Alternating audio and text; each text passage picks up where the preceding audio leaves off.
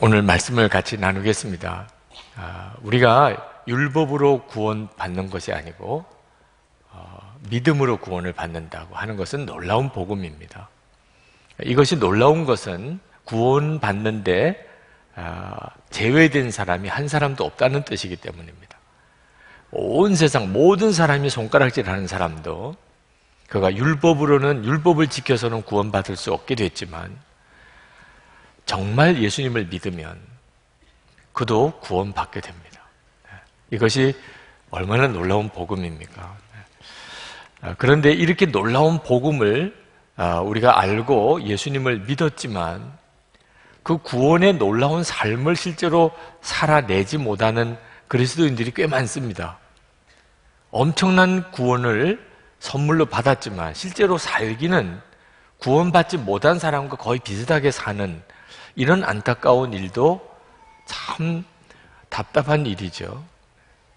그 원인이 믿음을 정확히 이해를 못해서 그렇습니다. 예수님을 믿음으로 구원을 받는데 도대체 믿음이 뭐지요?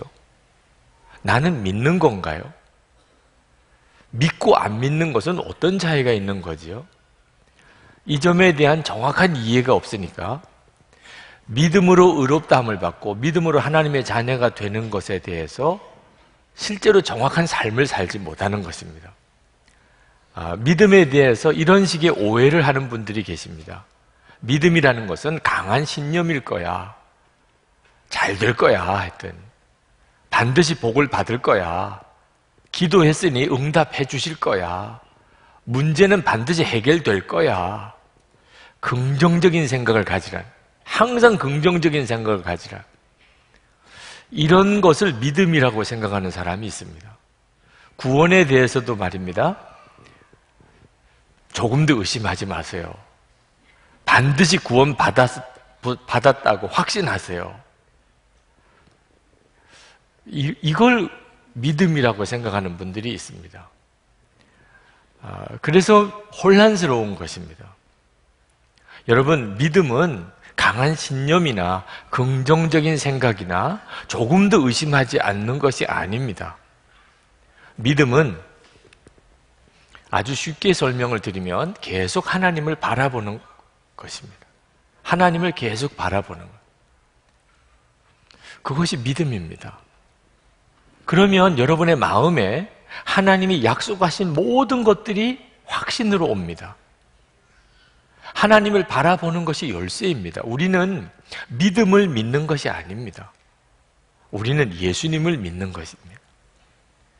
우리 교회에서 늘 24시간 예수님을 바라보시라는 것은 다른 식으로 표현하면 이제 예수님을 믿으시라는 겁니다. 요한복음 17장 3절에 영생은 곧 유일하신 참 하나님과 그가 보내신 자 예수 그리스도를 아는 것이니이다 그랬습니다.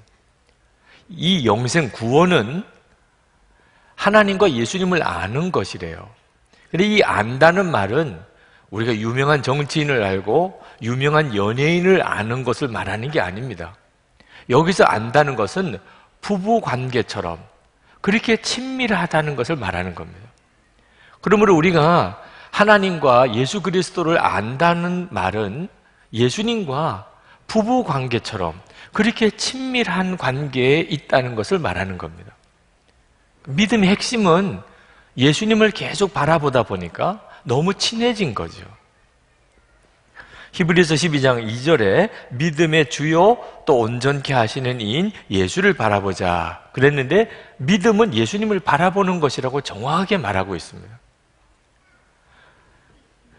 믿음은 예수님을 계속 바라보는 겁니다. 에베소서 3장 17절에 믿음으로 말미암아 그리스도께서 너희 마음에 계시게 하시옵고 그랬습니다. 믿음은 예수 그리스도를 마음에 계시게 하는 겁니다. 여러분, 어떤 사람이 내 마음에 있게 하는 것은 항상 그 사람을 생각하는 경우를 그렇게 표현하는 겁니다. 어떤 사람이 내 마음에 있다. 항상 그 사람을 생각한다는 뜻이죠. 이것이 믿음의 핵심인 겁니다. 항상 예수님을 생각하고 주님을 바라보는 것이 그게 믿음인 것입니다. 여러분이 그렇게 하시면 그러면 여러분은 영생을 얻은 사람이고 여러분은 의롭다함을 받는 사람이고 그리고 하나님의 자녀입니다. 이렇게 믿음으로 구원받는 것은 신약시대에 갑자기 나온 게 아닙니다. 많은 분들이 오해하는 것이 구약은 율법을 지켜서 구원받고 신약시대에 믿음으로 구원받는다고 생각하는데 그건 완전히 잘못된 생각입니다. 구약이나 신약시대나 똑같이 구원은 믿음으로만 받습니다. 근데 그 믿음이 뭐냐면 하나님을 바라보는 것입니다. 사도 바울이 그 설명을 다시 로마서 4장에서 합니다. 믿음이 중요하니까. 그런데 예를 들기를 유대인들이 너무나 잘 아는 사람 두 사람 예를 들었습니다. 유대인들은 율법을 지켜서 의롭다 된다고 믿고 있었기 때문에 아니라는 겁니다. 그 두 사람이 아브라함 그리고 다윗입니다. 유대인들에게 있어서는 대단히 중요한 사람. 그런데 이 두 사람 다 율법을 지켜서 의롭다함을 얻은 사람이 아니고 믿음으로 의롭다함을 얻은 사람입니다. 사도 바울이 그 설명을 로마서 4장에서 하고 있는 겁니다. 아브라함은 분명히 창세기 15장 6절에 하나님을 믿으니 하나님이 그를 의롭다고 여기셨다고 말씀하셨습니다. 3절에 인용하고 있어요. 로마 창세기 15장 6절 말씀을. 성경이 무엇이라고 말합니까? 아브라함이 하나님을 믿으니 하나님께서 그를 의롭다고 여기셨다 하였습니다. 여러분, 하나님을 믿으니 하나님이 의롭다고 여기셨다는 말은 무슨 뜻이냐 하면 아브라함이 죄인이라는 뜻입니다. 율법으로는 아브라함이 결코 의로운 사람이 아니라는 뜻입니다. 하나님을 믿은 것 때문에 의롭다고 여김을 받은 것 뿐입니다. 아브라함은 죄인이었습니다. 아브라함이 행한 것으로는 그는 절대로 의롭다고 인정받을 사람이 못 됩니다. 그런데 아브라함이 하나님을 믿었습니다. 그래서 하나님이 그를 의롭다고 여기셨다는 겁니다. 여기서 하나님을 믿었다는 말은 아브라함이 계속 하나님을 바라보았다는 것입니다. 다윗도 마찬가지입니다. 다윗은 대단한 성군이라고 그렇게 알려져 있지만 실제로는 정말 끔찍한 죄를 지은 사람입니다. 자기 부하 우리아의 아내 밧세바와 간음했습니다. 창세기 10계명에 7계명을 어긴 거죠. 그리고 그 충성스러운 부하 우리아를 죽게 했습니다. 10계명에 6계명 살인죄를 범한 사람이죠. 다윗은 율법으로는 정말 구원받을 수가 없는 사람입니다. 다윗이 용서받은 사람입니다. 이것이 의롭다함을 받았다는 뜻입니다. 용서받았습니다. 죄인인데 용서받은 겁니다. 다윗은 그것을 이렇게 고백했습니다. 7절, 8절에 하나님께서 잘못을 용서해 주시고 죄를 덮어주신 사람은 복이 있다. 주님께서 죄 없다고 인정해 주실 사람은 복이 있다. 다윗이 그런 은혜를 받았거든요. 그런데 다윗은 어떻게 이런 은혜를 받았습니까? 항상 하나님을 바라보는 사람이었습니다. 이것이 다윗의 믿음입니다. 항상 하나님을 바라보는. 사도 바울은 이제 아브라함의 예를 좀 더 구체적으로 듭니다. 그것은 아브라함이 하나님 앞에서 의롭다함을 받은 그 믿음이 너무 중요하기 때문입니다. 우리 예수 믿는 우리들에게 매우 중요하기 때문에 하나님이 아브라함의 경우를 특별히 택하여 예를 드신 겁니다. 믿음은 이렇게 하는 것이라고. 그래서 4장에서는 아브라함이 어째서 의롭다함을 받았는지, 아브라함이 하나님을 믿었다는 건 뭘 말하는 건지를 설명하고 있는 겁니다. 창세기 12장에 보면 하나님께서 아브라함에게 나타나셔서 내 아비 친척 그리고 본토를 떠나라고 말씀합니다. 그리고 내가 너에게 지시할 땅으로 가라 하면서 두 가지 약속을 하시는데 하나는 땅을 주시겠다, 또 하나는 후손을 주시겠다는. 아브라함은 하나님의 그 약속을 믿고 그리고 고향을 떠납니다. 그리고 가나안 땅까지 가지요. 하나님이 그 하나님을 믿은 것을 보고 의롭다고 인정하셨다고 그랬습니다. 근데 아브라함은 하나님의 약속을 믿은 게 아닙니다. 하나님을 믿은 겁니다. 그래서 창세기 15장 6절에는 아브라함이 하나님을 믿음에 하나님이 그를 의롭다고 말씀하시는 거예요. 하나님을 바라보니까 약속이 믿어진 거죠. 근데 실제로 그 뒤에 아브라함은 믿음 없는 행동을 합니다. 아브라함이 끝까지 믿음으로 살았던 사람이 아닙니다. 하나님이 분명히 땅을 자기에게 주시겠다고 약속하셨는데 그가 믿지 못하고 기근이 들 때 그가 그만 피난을 가버립니다. 피난 갔다가 아내를 잃어버릴 뻔한 끔찍한 일을 2번이나 겪습니다. 하나님이 분명히 아브라함에게 후손을 주시겠다고 약속하셨는데도 아브라함은 몸종 하갈을 통하여 이스마엘을 낳습니다. 지금도 그것 때문에 중동은 긴장과 갈등이 얼마나 큽니까? 아브라함이 그런 사람이었습니다. 분명히 아브라함이 하나님의 약속을 받았지만 하나님을 바라보지 않았을 때는 믿어지지 않았습니다.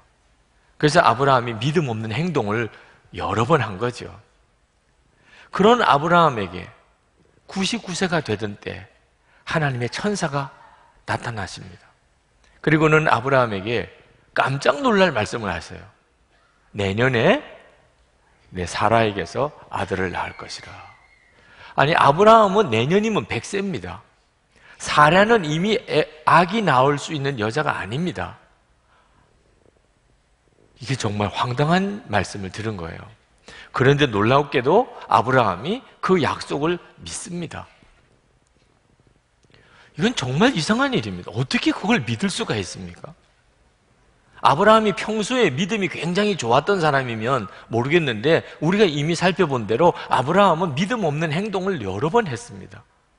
그런데 그날 아브라함이 그 약속을 믿었습니다. 사라는 못 믿었어요. 사라가 그 텐트, 옆 텐트에서 있었는데 다 들었습니다. 사라도. 근데 사라가 속으로 웃었다고 그랬습니다. 이게 믿어지지 않는 이야기니까. 천사가 그걸 알았습니다. 그래서 천사가 내 아내가 웃는다고 이야기했습니다. 사라가 기겁을 했어요. 그리고는 안 웃었다고 막 거짓말을 합니다. 그때 천사가 너가 웃었다고 분명히 지적을 하십니다. 근데 참 이상한 것은 그 뒤에 천사가 사라를 무슨 특별히 더 책망하거나 그것 때문에 벌을 주시거나 그러지 않았다는 겁니다. 그 말은 천사가 사라가 웃은 것을 당연하다고 받아는 거죠. 웃을 일이에요, 웃을 일. 말도 안 되는 일이에요. 어떻게 이 사라가 또 아기를 낳을 수가 있냐 말입니다. 천사도 인정한 거예요. 그러니까 아브라함이 이상한 겁니다. 사라는 정상이에요. 지극히 정상이에요. 천사도 그렇게 인정해 준 정도입니다. 그런데 아브라함은 믿었어요. 아브라함이 하나님이 100세의 아들을 주시겠다고 하신 말씀을 믿을 수 있었던 것은 하나님을 바라보았기 때문입니다. 하나님을 바라보니까 말도 안 되는 그 약속이 믿어진 거예요.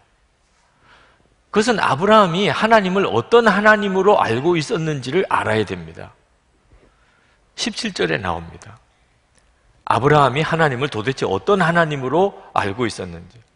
그가 믿은 하나님, 다시 말하면 죽은 사람들을 살리시며 없는 것들을 불러내어 있는 것이 되게 하시는 하나님께서 보장하신 것입니다. 그러니까 아브라함이 믿은 하나님은 죽은 자도 살리고 없는 것도 있는 것 같이 부르시는 하나님이에요. 그럼 100세의 아들을 낳게 해주시는 일? 뭐 얼마든지 하실 수 있지. 그렇게 믿어진 거예요, 아브라함이. 그러니까 아브라함이 100세의 아들을 낳겠다고 하시는 하나님의 말씀을 믿은 것은 하나님을 바라보았기 때문에 그렇게 믿어진 거죠. 21절에 그는 하나님께서 스스로 약속하신 바를 능히 이루실 것이라고 확신하였습니다. 하나님이 하실 거니까 이건 뭐 될 수 있겠다. 아멘입니다, 하나님. 그렇게 나온 거예요. 그걸 하나님이 그걸 기특하게 보신 겁니다. 하나님이 그걸 기특하게 보신 거예요. 하나님을 바라보고 하나님의 약속을 믿은 아브라함을 하나님이 귀하게 여기시고 그 전에 믿음 없이 행동했던 거 하나님이 다 덮어버리셨어요. 18절 말씀에 아브라함은 희망이 사라진 때에도 바라면서 믿었으므로 너의 자손이 이와 같이 많아질 것이다 하신 말씀대로 많은 민족이 조상이 되었습니다. 그는 하나님의 약속을 믿고 의심하지 않았습니다. 오히려 그는 믿음이 더 굳세어져서 하나님께 영광을 돌렸습니다. 그래서 하나님께서는 이것을 보시고 그를 의롭다고 여겨주셨습니다. 이 일이 아브라함이 할례 받기 전에 일어난 일입니다. 창세기 17장에 가서 아브라함이 할례를 받게 됩니다. 할례하고 아무 상관이 없이 믿음으로 아브라함은 의롭다 인정을 받은 겁니다. 이것을 언급하는 이유는 할례 받지 않은 사람들도, 유대인 아닌 사람들도 얼마든지 믿음으로 하나님 앞에 의로움을 받을 수 있다는 것을 사도 바울이 말씀하고 싶었던 겁니다. 사도 바울이 이처럼 좀 장황하게 아브라함이 믿음을 가지고 의롭다함을 받았던 것에 대해서 설명한 까닭은 예수를 믿는 우리들에게 똑같이 적용되기 때문입니다. 우리가 예수님을 믿는다고 할 때 그게 뭘 말하는 것인지를 아브라함을 통해서 정확하게 우리에게 깨우쳐 주시기 때문입니다. 23절, 24절에 그가 의롭다는 인정을 받았다 하는 말은 아브라함만을 위하여 기록된 것이 아니라 하나님께서 의롭다고 여겨주실 우리, 곧 우리 주 예수를 죽은 사람들 가운데서 살리신 분을 믿는 우리까지도 위한 것입니다. 다시 말하면 하나님을 바라보면서 하나님의 약속을 믿을 수 있었던 아브라함처럼 예수님을 믿어보라는 거예요. 아브라함이 오직 하나님을 바라보면서 그래서 하나님을 믿을 수 있었던 바로 그것처럼 예수를 믿을 때도 예수님을 바라보면서 그렇게 믿는 것이라고. 예수님을 믿는다는 것은 예수님을 온전히 바라보는 것이라고 사도 바울이 말씀하고 있는 겁니다. 여러분은 믿는 사람입니까? 여러분 예수 믿으십니까? 이런 질문은 뭘 묻는 거지요? 교회 나오는 걸 묻는 겁니까? 세례 받은 걸 믿는 겁니까? 무슨 교회에서 직분이 있느냐를 묻는 겁니까? 예수 믿는 사람입니까? 당신 예수 믿으십니까? 도대체 뭘 묻는 거예요? 믿는다는 걸 뭘 어떻게 하자는 거예요? 이제는 정확하게 여러분이 아시기 바랍니다. 여러분 예수 믿으십니까? 이 질문은 여러분은 항상 예수님을 바라보고 사십니까? 그걸 묻는 겁니다. 항상 예수님을 바라보고 사십니까? 여러분이 교회에 나오셔서 신앙생활 오래 하시고 직분도 중직이시고 그렇다 하더라도 항상 예수님을 바라보고 사는 분이 아니면 믿는 게 아닙니다. 집에 가면 남편이 폭군과 같고 아이들은 정말 말을 듣지 않고 직장 가면 예수 안 믿는 직장 상사가 너무너무 괴롭게 하고 하여튼 사방에 너무 힘들고 어려운 일만 많고 절벽 앞에 서 있는 것 같은 그런 난감한 처지에 빠져 있는 사람이 있다고 합시다. 이런 형편에서 어떻게 믿으라는 말입니까? 그런 탄식을 들을 때가 있어요. 목사님, 어떻게 이런 형편에서 내가 믿음을 지킬 수 있습니까? 내가 이런 형편에서 어떻게 하는 것이 믿는 것입니까? 여러분, 다시 한번 분명히 말씀드립니다. 지금 여러분의 처지가 너무너무 어려운 형편이에요. 정말 절벽 앞에 서 있는 그런 기가 막힌 형편에 있다 하더라도 예수님을 바라보시면 그 형편과 그 처지에서 여러분이 계속해서 예수님을 바라보시는 자라면 여러분은 예수님을 믿는 것입니다. 예수님을 믿는 것은 그렇게 간단한 것입니다. 이스라엘 백성들이 광야에서 하나님께 불평불만하다가 뱀에 물려서 죽어가고 있을 때 그들이 회개하고 하나님께 살려달라고 부르짖으니까 하나님이 구원의 길을 주셨습니다. 그것은 장대에다가 놋뱀을 만들어 높이 들라. 누구든지 그 놋뱀을 바라보는 자는 다 고침을 받고 구원을 받을 것이라. 그래서 광야에서 들려진 놋뱀을 바라보고 그리고 사람들이 고침받고 구원받았습니다. 이것은 예수님의 십자가를 예표하는 것입니다. 여러분, 믿음이라는 것은 이렇게 십자가의 예수님을 그냥 바라보는 것입니다. 그때 하나님이 약속하셨습니다. 우리의 인생을 고치시고 구원의 역사를 주시고 하나님께서 우리에게 약속하신 말할 수 없는 구원받은 자의 놀라운 삶을 살게 해주시겠다. 예수님을 바라보는 것이죠. 그러므로 이 시간 여러분에게 묻습니다. 여러분은 예수님을 바라보시고 사셨습니까? 아침에 눈을 뜰 때부터 밤에 잘 때까지 여러분은 진짜 예수님을 믿으셨습니까? 계속해서 예수님을 바라보고 사셨습니까? 구원은 거기서 온다고 그랬습니다. 아이들을 길러보면 아이들에게서 깜짝 놀랄 때가 있습니다. 그렇게 엄마한테 야단 맞고 심지어 매도 맞아놓고 그 다음에 또 엄마 무릎에 털썩 앉습니다. 그 믿음이 놀라워요. 아니, 딴 애 같으면은 가까이나 오겠습니까? 그렇게 구박하고 야단치고 그렇게 그냥 혼내고 심지어 매까지 들었는데 그러면 벌써 집 나가버리지. 근데 그 다음에 또 얼마 지나지 않으면 그냥 엄마 무릎에 와서 털썩 앉아요. 그게 참 놀라운 믿음이죠. 엄마는 나를 사랑한다. 엄마는 나를 위한다고 철석같이 믿는 겁니다. 이 아이들이 어떻게 그런 믿음을 가지게 된 거지요? 항상 엄마 바라보고 산 거 아닙니까? 여러분, 어릴 때는 엄마만 바라보고 사는 거 아니에요? 그러니까 엄마가 너무나 친밀하게 느껴지고 엄마는 내 모든 문제의 해결자이십니다. 여러분, 친어머니라도 혈육상 친어머니라도 어릴 때 아이를 그렇게 늘 데리고 살지 않은 엄마는 아이를 만나면 아이가 어색해합니다. 내가 엄마야. 엄마한테 좀 와. 그러면 머리로는 엄마인 줄 아니까 다가는 옵니다. 엄마 안녕하세요. 엄마 사랑합니다. 그리고는 엄마 품에 이렇게 기대기는 하지만 힘은 안 기울어져요. 네. 여러분, 우리가 하나님을 정말 압니다. 예수님이 우리의 구주이신 것도 다 압니다. 근데 열쇠는 친밀함이에요. 친밀함에서 믿음이 나오는 겁니다. 예수님에게 내 삶의 무게를 옮겨드리지 못합니다. 세상 없이 어색해요, 예수님과의 관계가. 이유가 어디에 있습니까?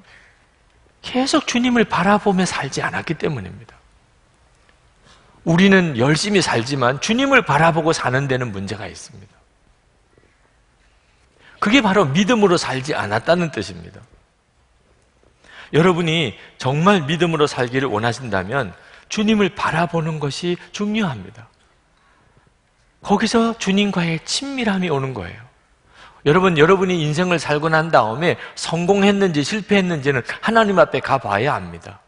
아무리 세상에서 성공했다, 사람들이 다 높여보고 우러러보고 해도 하나님 앞에 갔는데 주님이 세상 없이 어색하신 관계, 그러면 그 사람은 실패자입니다. 주님을 만났는데 주님이 세상 없이 어색해요. 여러분, 주님 앞에 섰을 때 주님이 너무 친밀해요. 그는 인생을 성공한 사람입니다. 믿음으로 산 사람이에요. 여러분들이 24시간 주님을 바라보시라는 말씀을 절대로 흘려 듣지 마시기 바랍니다. 항상 주님을 바라보는 중에 여러분 안에 믿음이 일어납니다. 그것은 주님을 향한 친밀함인 것입니다. 주님은 돌아온 탕자 이야기를 하셨습니다. 탕자가 아버지 재산을 다 허랑방탕하게 다 써버리고 완전히 거지가 돼서 아버지 집으로 돌아옵니다. 근데 아버지가 그 탕자에게 조금도 책망하지 않으시고 그 탕자에게 금가락지 끼워주고 그리고 좋은 옷 갈아입히고 그리고 잔치를 벌여주었습니다. 여러분, 이것이 하나님이 우리를 구원하시는 하나님의 뜻이고 계획입니다. 근데 이 탕자가 어떻게 이런 하나님의 축복을 받았습니까? 아버지 집에 돌아왔기 때문입니다. 그는 돼지 치는 그 비참한 처지에서 아버지는 좋으신 아버지였다는 기억을 합니다. 아버지는 좋으신 아버지였어요. 어릴 때 기억이. 그러나 아버지가 좋으신 아버지였다는 이 기억만으로 탕자의 인생이 바뀌어지지 않았습니다. 탕자는 아버지 집을 향하여 바라봅니다. 아버지 집이 저쪽 편에 있는데. 아직까지도 아닙니다. 그래서 인생이 바뀌어진 게 아닙니다. 탕자가 아버지 집을 향하여 걷기 시작합니다. 아버지 집을 향하여 걷기 시작해요. 물론 그 걸음이 얼마나 무거웠겠습니까만 그래도 분명한 것은 탕자는 아버지 집을 향하여 걸어가기 시작했어요. 결국은 아버지 집에 왔습니다. 아버지 집에 문을 열고 들어왔어요. 그때 역사가 일어난 거예요.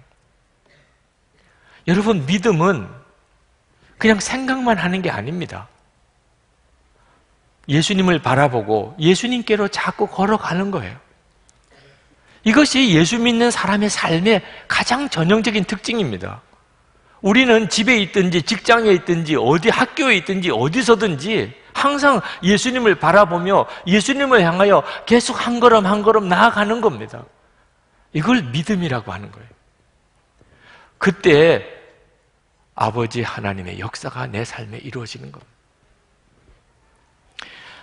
타임지가 스탠리 존스 선교사님을 그가 살아계실 때 현존하는 가장 위대한 선교사라고 그렇게 설명을 했었을 정도로 대단한 선교사님입니다. 스탠리 존스 선교사님, 인도 선교사님이었는데, 이 스탠리 존스 선교사님이 15살 때 어느 집회에서 그가 의지적으로 예수님을 영접합니다. 제가 예수님을 영접하겠습니다. 영접 기도를 한 거죠. 그러나 스탠리 존스 선교사님은 아직까지 예수님을 분명히 알지 못했습니다. 자기 마음에 오신 예수님을 분명히 만나지 못했어요. 그래서 계속 영적으로 갈급했습니다. 2년 뒤에 부흥회가 열렸습니다. 이 스탠리 존스가 17살인죠. 마음에 내가 정말 예수님을 만나고 싶다, 이런 마음의 소원이 생겼습니다. 셋째 날 저녁 집회가 있는 교회를 향하여 가기 전에 스탠리 존스는 자기 방에서 하나님 앞에 무릎을 꿇었어요. 정말 가슴이 터질 것 같았어요. 기도는 아주 짧았습니다. 주 예수님, 저를 구원해 주세요.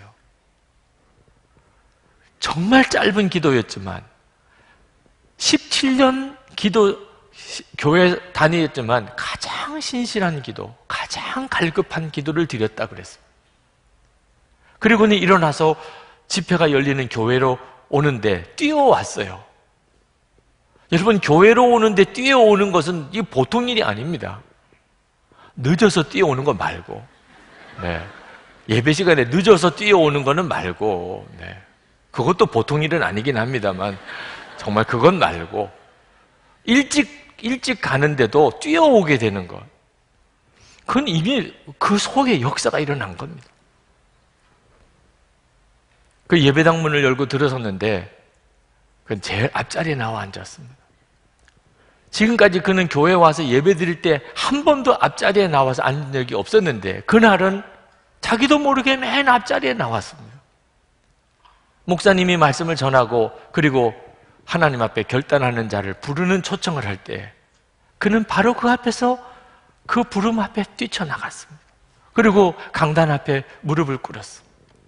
그때 천국이 자기 영혼 속에 들어왔다고 그가 자서전에서 그렇게 고백. 그날 자기가 강단 앞에 무릎을 꿇는 바로 그 순간에 천국이 자기 영혼에 들어왔다. 7가지 느낌을 그가 썼어요. 하나님께 용서받았다는 느낌이 강하게 들었다. 2번째, 본향, 바로 거기로 돌아왔다는 느낌을 받았다. 3번째, 삶의 목표와 방향이 분명해지면서 목적을 찾았다는 느낌이 들었다. 4번째, 혼자가 아니다, 늘 함께 하시는 분이 있다는 것을 알았다. 5번째, 어엿한 사람이 되었다는 느낌이 들었다. 6번째, 온전해졌다는 느낌이 들었다. 7번째, 은혜를 받았다는 느낌이 들었다. 이전에는 설명할 수 없었던 역사가 마음에 일어난 거죠. 주님이 오신 거예요. 어떻게 17살 스탠리 존스에게 주님이 오셨을까요? 사실 우리 모두에게 일어난 일입니다. 근데 스탠리 존스는 그 17살 때 믿음으로 반응한 거예요. 믿음은 아버지께로 가는 것입니다. 벌써 그는 교회 올 때부터 벌써 달랐어요. 탕자가 아버지 집으로 돌아오던 그대로예요. 여러분은 매주마다 교회를 오시지만 언제 한번 진짜 여러분의 마음의 중심이 주님께로 갈 수 있을까요? 오늘 여러분이 교회로 온 이 걸음이 여러분이 주님께로 향하여 가는 걸음이 되었기를 축복합니다. 그렇게 해보세요. 여러분 어느 기도 자리, 집에 있는 기도 자리여도 좋습니다. 길을 가다가 그냥 옆에 있는 예배당에 들어가서 기도하는 것도 좋아요. 분명한 것은 주 예수님께로 한 걸음 한 걸음 계속 가는 겁니다. 주님을 바라보고 이걸 믿음이라고 말하는 거예요. 17살이면 사춘기 시절 아닙니까? 여러분 17살 시절에 자녀들을 다 경험하잖아요. 그런데 스텔리 존슨은 그 격동의 사춘기 시절에 그는 예수 그리스도를 만나는 엄청난 사건을 경험합니다. 친구가 있었어요. 레스라고 하는 친구. 부흥의 그날 자기가 하나님 앞에 결단의 기도를 하러 나갈 그때 옆에 앉은 레스라는 친구가 있었어요. 레스 같이 나가자. 그때 그 친구가 아니야, 나는 아직까지 인생에 대해서 더 알고 싶은 게 많아. 왜 하나님께 나가면 인생에 대해서 알고 싶은 걸 모르게 된다고 생각하는지 참 궁금하지만 나는 아직도 아니야. 그리고 헤어진 것이 30년입니다. 30년 만에 만난 레스라는 친구는 도박에 빠져 있었습니다. 여러분 이 레스라고 하는 이 친구는 17살 때 그는 교회에 다니는 아이였습니다. 그도 부흥회에 참석했습니다. 그걸 어떻게 믿음이 없었다고 말할 수 있겠어요? 우리식의 기준으로 말하면. 그러나 그 레스라고 하는 이 사람은 주님께로 나아감이 없었습니다. 정말 주님을 바라봄이 없었던 거예요. 그러니 하나님께서 그 사람에게는 스텔리 존스에게 허락하셨던 그 놀라운 삶을 허락하실 수가 없었던 것입니다.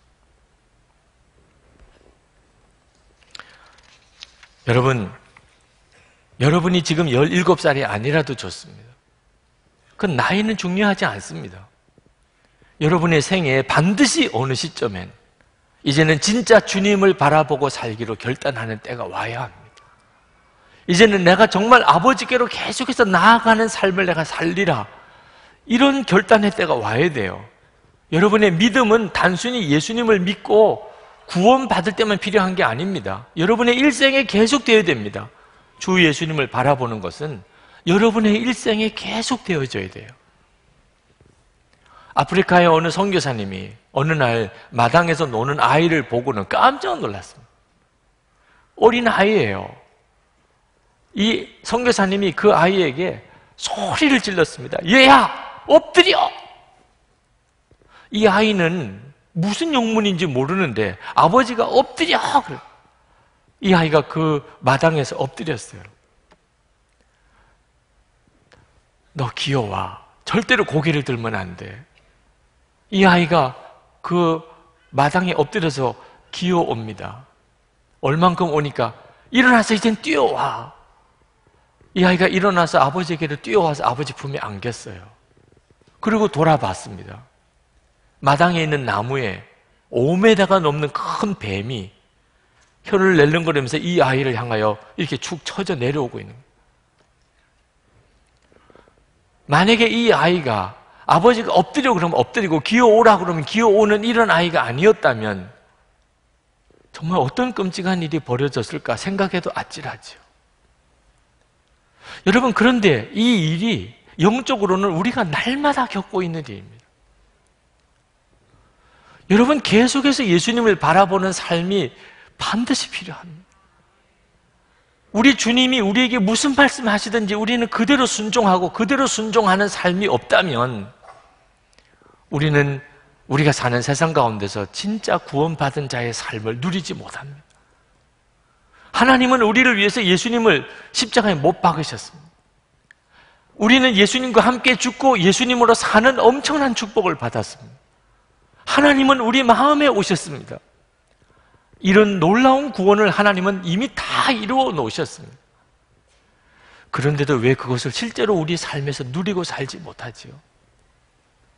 우리가 항상 주 예수님을 바라보는 삶이 없기 때문입니다. 이것을 믿음이 없다고 말하는 것입니다.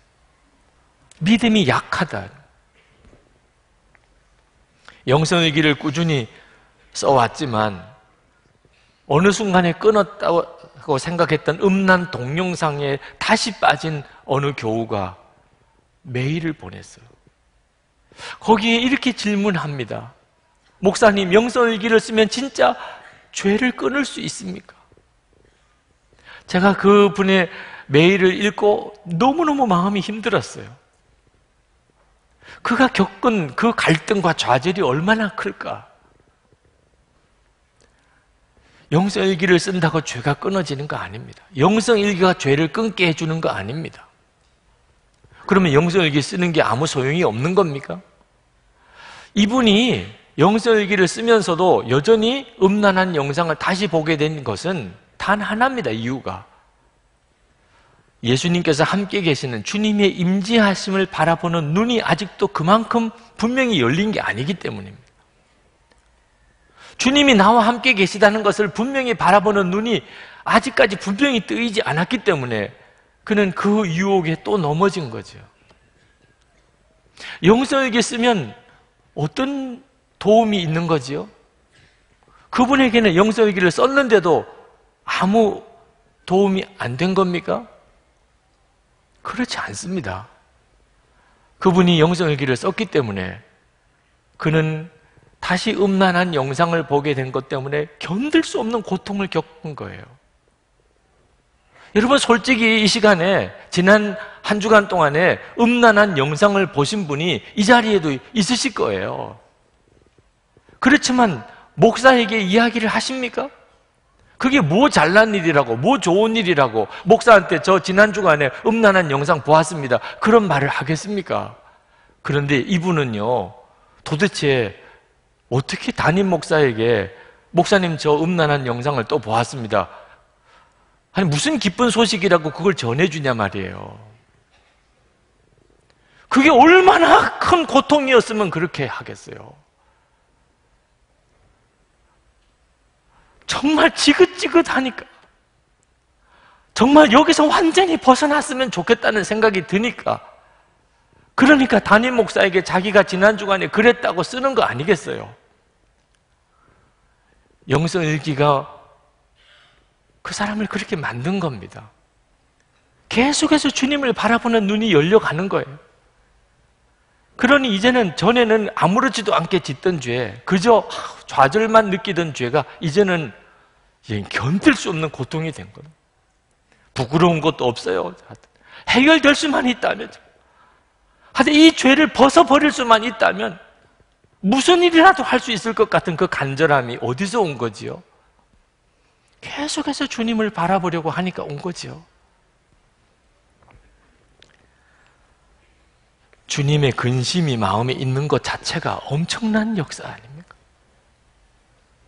여러분, 우리가 실패했을 때 우리에겐 다른 길이 없어요. 다시 주님을 바라보는 거. 우리 주님은요, 70번씩 7번이라도 그렇게 하라고 그랬어요. 완전한 용서를 우리에게 허락하신 거예요. 다시 바라봐, 다시 주님을 바라보라는 거예요. 하나님이 그렇게 약속하셨어요. 그리고 그 다음엔 주님이 하십니다. 저는 말할 수 없는 고통스러운 형편에 힘들어하는 많은 이들을 압니다. 정말 기가 막힌 어려움 속에 빠져있는 이들이 있어요.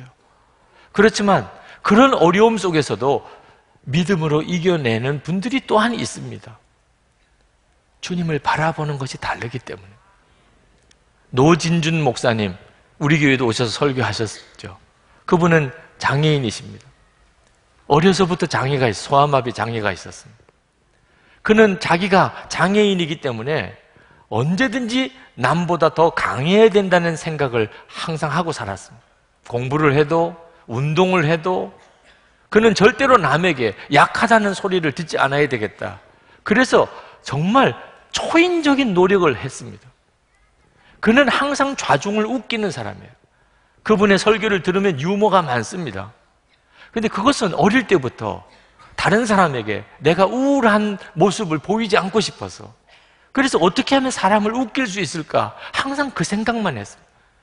그러다 보니까 언제나 사람들의 중심이, 대화의 중심이 됐어요. 우스운 말을 잘해요. 그것은 어떻게 보면 강박관념인 거죠. 어느 날 하나님의 음성을 들었습니다. 하나님께서 말씀하셨어요. 나는 너를 강하게 하지 않을 것이다. 충격을 받았습니다. 하나님이 너를 강하게 하지 않을 것이라고 말씀하셨대요. 그러면서 말씀하시기를 내가 너의 강함이 될 것이다. 거기서 펑펑 울면서 어떻든지 강해야 된다는 이 강박관념을 내려놓을 수 있었다고 그랬어요. 하나님이 내 강함이 되시면 되잖아. 내가 강할 필요가 없잖아. 근데 여러분, 하나님은 분명히 강하신 분이십니다. 근데 그 하나님이 어떻게 내 강함이 되실 수 있습니까?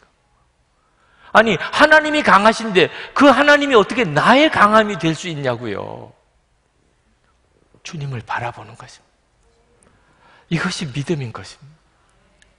우리가 할 수 있는 것은 계속 강하신 그 주님을 바라보는 것입니다. 그러면 하나님의 강하심이 내 강함이 됩니다.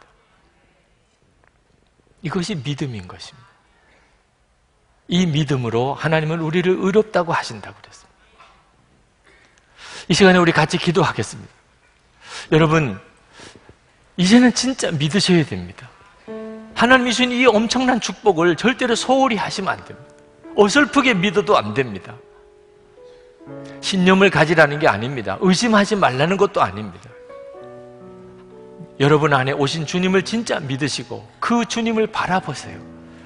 항상 바라보세요. 언제나 주님을 기억하세요. 그 다음엔 주님이 하신다. 그 다음엔 주님이 역사하십니다. 우리가 할 수 있는 것은 계속 주님을 바라볼 뿐입니다. 그리고 주님께로 계속 가까이 가는 겁니다. 한 걸음씩 계속 주님을 향하여 가는 것입니다. 이 시간에 우리 통성으로 기도할 때 주여, 제가 그렇게 하겠습니다. 제가 이제는 정말 믿음으로 주를 바라보며 살겠습니다. 주님, 저를 사로잡아 주소서. 기도합시다. 은혜와 사랑에 충만하신 하나님.